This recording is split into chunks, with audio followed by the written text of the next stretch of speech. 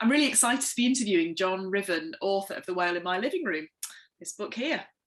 John is a TV producer and director and the only producer to actually work full-time on both Blue Planet series 1 and 2. And he's won countless awards for his work, including a BAFTA for the People's Must-See TV Moment from the Blue Planet and an Emmy for Best Environmental Film in the US. So I'm really hoping I'm going to get some tips from him about filmmaking, as well as hearing all about the book. Welcome, John. Hello, Rachel. Thanks for interviewing me. You're more than welcome. So firstly, just tell us a bit about the book. So it's really came about because I'd done both both series of Blue Planet, and I wanted to write something about the oceans, about all my first-hand experiences. And of course, I had a bit of time during lockdown, and I got it done. So tell me about the title. I love it, The Whale in the Living Room. How did you come up with that? Well, actually, to be fair, it wasn't me. It was the publisher, Duncan, who managed to come up with that title. And I didn't like it at first, but it really grew on me because it helps us understand what it's about. It's about how the whale comes into your living room through the television and how we fall in love with the sea through images of the ocean. So I came to embrace it. And also the secondary idea is that it's like the elephant in the room, the whale in the living room we don't often talk about it or recognize it, but of course it's one of the major animals that's on our planet and represents our planet. And so I've obviously read the first edition, which I really enjoyed, amazing stories in there, but I believe the second edition is coming out soon. So how does the second edition differ from the first? The truth is not a lot. It's smaller. There's the two. There is a few corrections and maybe an update or two on something, but essentially it's the same. It's more pocket size. I don't know why actually this one was published first, but they didn't do a hardback. So I think in modern publishing they go straight to paperback sometimes, but they went to a bigger paperback, and now because it's sold quite well, they've gone to a smaller edition, which is sort of more normal paperback size. Interesting. I didn't know that. That makes sense. It is quite big, actually, thinking about it. Yeah, no, it doesn't fit on the shelf easily. Yeah. So there are some incredible stories in the book, including, it feels like you've had more than your fair share of near-death experiences. So what is the most scary thing that's happened to you? Well, it's interesting, the book goes on through all sorts of things about the ocean, different animals. It's quite a list, actually, but I was just looking in the index. But people tend to think the ocean is scary because of the animals. And actually, they're some of the least scary things, even things like some of the big sharks. The most scary things in my book are getting lost at sea, being a diver and coming up and finding there's no boat there, or that you're in a very strong current and you're 2 or 3 miles away from where you should be. And that happened to me one night off 400 miles off Cocos Island, which is 400 miles off Costa Rica. And it was really not a very good experience. We thought we were going to float off towards Costa Rica, and there was no boat, no rescue boats. But in the end, we did get rescued, of course. That's why I'm here. I can just read you a little bit about that, which is how it happened.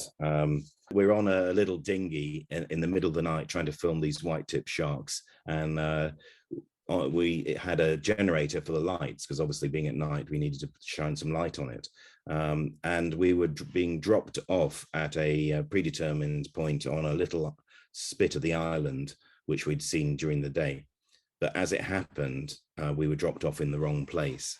So this is the bit I wrote about it, and sort of about my fear and anxiety of being lost at night in a current. As the first 2 divers into the water at night, we'd become separated from our colleagues as well as the boat. Earlier, I'd been amused to notice that the plug in the generator from the light cable looked like a standard 2-pin domestic US plug. There was no other support to the cable, and as far as I could see, it wasn't tied to the boat, but just trailed off over the side into the water.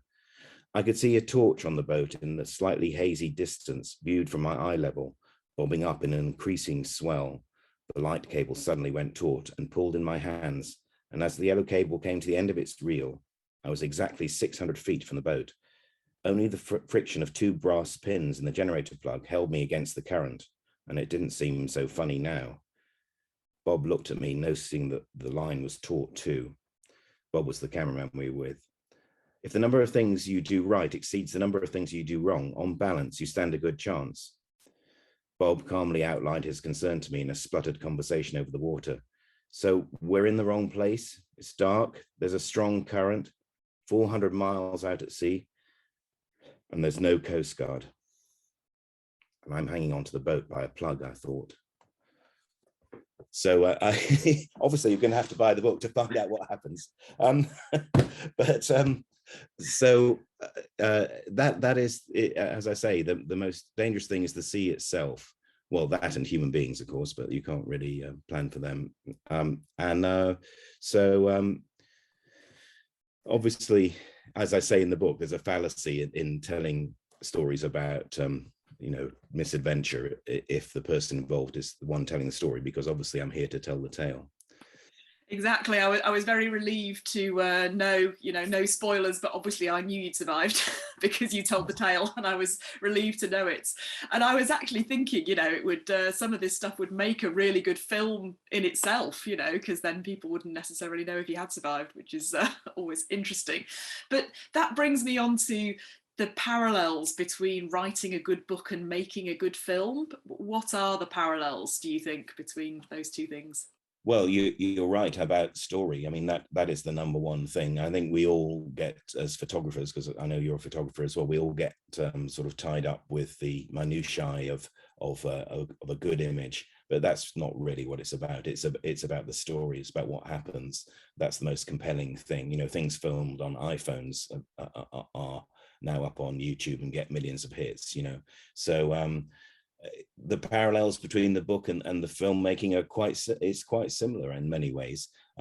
You tend to overwrite a book. You tend to write more words than you need, and then you cut them down. Well, that's exactly what happens in filmmaking. You shoot more footage than you need, and you cut it down, and it's better for it. And also just the discussions that you have about it, if someone is kind enough to read your book and give you some comments, or in the professional filmmaking world, there's a lot of editorial people as well who are commenting on it and trying to improve it. That all makes sense.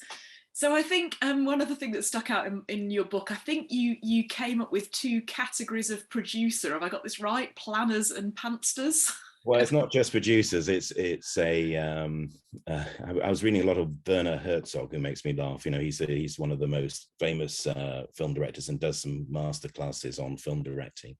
And I think he was one of the people that pointed out that you don't need storyboards. He said storyboards are for cowards. He's got a German accent. It sounds good, but actually, all he was doing was trying to make you think about the process. I don't think he believes that necessarily storyboards are a bad idea.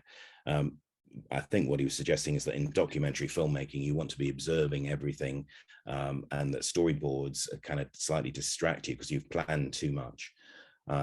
But in terms of God, I've lost my thread. What are we talking about? We're talking about planners and pantsters. So are you? So planners and pantsers. You're right, so that planners and pantsers are part of it. A planner is obviously someone who is fastidious and makes detailed storyboards and says this shot will happen after this shot, and it will happen in this way with this type of lighting, and we'll need, if you're planning for diving, you need to get your medical oxygen in and all that sort of stuff. So you have to be a very meticulous planner. And pantsers are people that do things by the seat of their pants. Do you know what? We can be both. Sometimes, as you'll know in your life, you'll be a planner, and sometimes you'll be a pantser. And some people, believe it or not, write a book with an outline, and with various categories, are very detailed. And other people do. They basically make it up as they go along, or they got it all in their head. And both methods work, although probably keeping it all in your head might be a bit much for a very long book. So actually the best position to be is somewhere in between. You know, you have the fastidiousness of being a planner, and also you have the intuition of being a pantser, someone who likes to see things as they happen, and that's the best of both worlds. And which were you when you wrote the book? Were you a bit of both, or? I made a very bad joke saying that I'm in the pantser division, but I am mostly. I do keep a lot of things in my head. It's partly perhaps because I'm a bit more, I don't know, have slightly dyslexic tendencies, you know, and keeping it in my head rather than writing it down, it works for me. Yeah. So I think you've already given some really good advice there to aspiring producers in terms of trying to get the balance right between a planner and a pantser. Have you got any other advice that you'd give for an aspiring producer or filmmaker? Well, for writers, actually, and in fact, what I would say is that there's some really good books there on writing. One of the best I've ever come across is Stephen King. You know, he of The Shining, and it's about 600 million copies he's sold of various books that he's written. And his book on writing is excellent. And he points out that most writers have a place they go to write, and they treat it as a profession. They're professional about it. So it's not a question of, I might write 500 words today. I am going to write 500 words today, and I'm going to write 500 words plus every day until I finish the book. And that's how you've got to be. There are some things that can help you, which are going to a particular place. So Stephen King writes in an attic room under the eaves of a where there's a skylight, and he's got his desk under there. So he knows that when he's there, he's writing, and that kind of puts him in that mindset. And you'll probably notice that a lot of writers have sheds. Bernard Shaw had a shed, actually a very clever one, that's rotated so that the sun would always be shining on his desk. And you know that Roald Dahl famously had a shed, and he used to go into that shed, and when he was in the shed, he was writing. You know, he'd have little rituals. He'd eat a bar of chocolate first and undo the wrapper and put it onto a ball of other wrappers until he had a ball about this size. Over the years, you can still see that shed. But the point is that that's his place, and he's doing that in order to put him in the frame of mind to write. And actually, by the way, 500 words a day is probably not enough. Stephen King managed 2,500 words a day. On my worst day, I did 493 words. I can tell you exactly because I use the word count. And on my best day, I did 3,500 words. So that's the best tip I can say is if you want to write, be a writer. You know, if you want to, sorry, I'll say that again. If you want to be a writer, you must write. It's very simple. And also the same applies to filmmaking. If you want to do some filmmaking nowadays, there's the access. It has no problem. You can be on an iPhone or even an Android, and you could you know, you could do a little film on anything you want. You know, we had an air ambulance land yesterday near our back garden, and suddenly there's a drama. You know, although I think something we should talk about is that's documentary. Something happens and you're documenting it. And then the other type of film obviously is feature, where you are imagining things and putting imaginative scripts together, and so there's very many different genres of filmmaking. Yeah. And you mentioned on your best day, you know, you wrote 3,500 words, and on your worst you didn't quite make 500. So how long did it take you to write the book end to end? Because it was one of the first books I've written. I wrote a book on houseplants years ago, which doesn't count. It took me about a year and a half. I think I could do it in 6 months now, having had that experience. And you know, you also need some time. Again, looking at Stephen King's tips, he says you know, you write the first manuscript and you write it all the way through in as quickly as you can, and you don't revise it as you go, because otherwise you'll never finish it. Completion is the key. Anything that isn't completed just stays in a drawer and never gets published or used. So you've got to complete it. Once you've done that first draft, you then leave it like a fine cheese in the drawer for 6 weeks. This is Stephen King's advice. And then you come back to it with a fresh pair of eyes, because of 6 weeks later, you know, if you ever had a good idea at 10 o'clock in the evening, and then when you wake up in the morning, you think, what was I thinking, you know? So it's a bit like that. No, writing is hard. It's a lonely profession, but there are tips, you know, and small pointers which can really help you. Mm. And it does sound like lots of parallels between making videos from my you know, my limited experience of doing that. You know, the exactly the same idea. You know, you try and do it and you get it complete, and then you just leave it maybe more overnight, and then you come back the next day and think, oh, that was a bit rubbish. What was I doing there? You know, I'll just revise it, and it seems to be lots. Yeah, but it's a process of revision, isn't it? And the first draft of anything, I think, as you know, Hemingway famously said, is rubbish, although he used a different word. And it's because you have to hone it. You kind of sort of know what you want, but not until it's down on the paper do you then see how to improve it. And that's the other thing, is that getting from a white piece of paper to something written down is the hardest bit. So that's why you just write anything, the first things, you know, almost the first things that come into your mind. Then it's down on paper. Once it's down on paper, it's so much easier then to change it and sort it out. I did actually have a brief outline. I did do chapter headings. I did some notes of what would be in each chapter. So that's half of my planning mind. But then I just let it happen, and that's my pantser mind, just doing it by the seat of your pants. Great. So so did you have a favorite drink or snack that you used to have when you were writing? Did that help? Do you know, I was thinking about this. I've come to love green tea because it's kind of a nice sort of, you know, obviously no calories, but it's just that flavor. It's very difficult to describe, but it's a great thing while you're writing, you know, to have, and also keeping hydrated. Yeah, yeah. Oh, very nice. Very, very healthy as well. Very good. Yeah, I'm not that healthy, but yeah. So given we're talking about books and films, if your book was made into a movie, who would you like to play you? Well, obviously Brad Pitt or somebody like that, only a slightly more handsome one, maybe. No, I'm just, so actually my son says that when he watches Fantastic Beasts, Newt reminds him of me because I keep all sorts of, you know, I keep fish and stuff like that, and I love, you know, Newt from who has a kind of a stick insect like Fantastic Beast in his pocket, and he loves little things. I rescue woodlice, you know, and throw them out because they dry up in the house, and so and I also, the other thing I should mention is I did a research degree on spiders, on tarantulas, and at one time I kept 400 tarantulas in the university, and I had to feed them every week. I did that for nearly 4 years, and which is slightly strange, I know, but I was looking at their sense organs and everything.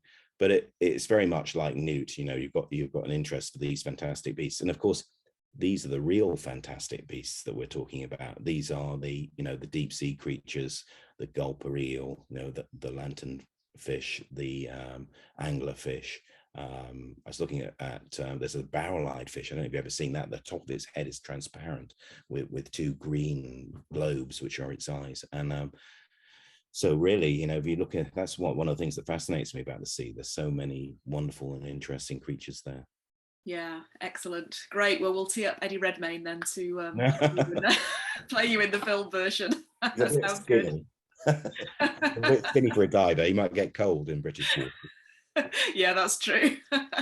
So final question, the most important one. What's the best and worst thing about working with Sir David? Sir David Attenborough, a legend. And you know what? He lives up to his name. And I've actually met him probably a handful of times, but he's always been charming and lovely, very polite, very little ego.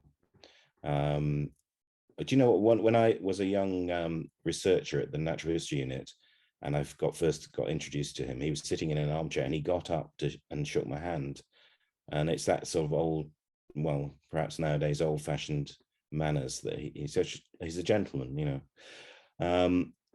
And more than that, you can talk to him about almost anything. I was lucky enough to be on a boat trip with him for 3 days off San Francisco, filming blue whales, and we talked about some of his early career, because of course he wasn't just a naturalist, he was also involved in running BBC Two in the early days. In 1967, I think he brought in colour television. He commissioned a lot of shows, The Ascent of Man, in order to showcase colour on television, and that was David Attenborough who did that.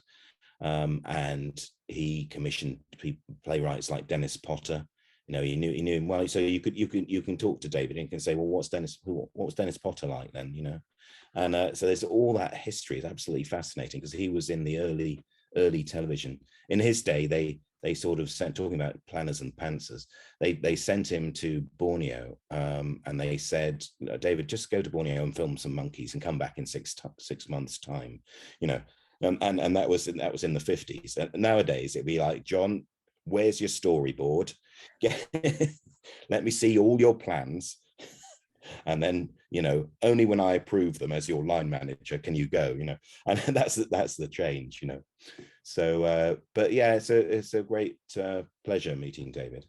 He's an interesting man, to say the least. Wonderful. There's a scene in the book actually where it's quite funny because he asked me what I was up to after a voiceover we'd done on a film, and I said, oh well, I've been traveling the world, you know, and I know I wish I'd stayed at home a bit more. You know, he said, oh no, you love it really. And I said, no, I wanted to see my young family more, you know. And then I laughed because I was talking to probably the man on this planet who's traveled the most ever, you know, and complaining about traveling.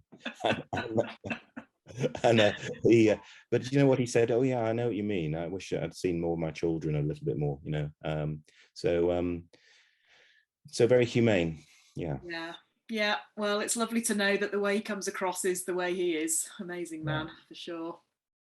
Well, thanks so much, John, for your time. That was just fascinating. And you can get The Whale in the Living Room from all good booksellers now. And the second edition is out 2nd of June, is that right? Yeah, 2nd of June in the UK. It's been published in the USA and Canada in September. There is actually a Chinese edition, but I've never seen it. Excellent. All Thank right. you very much, John. All right.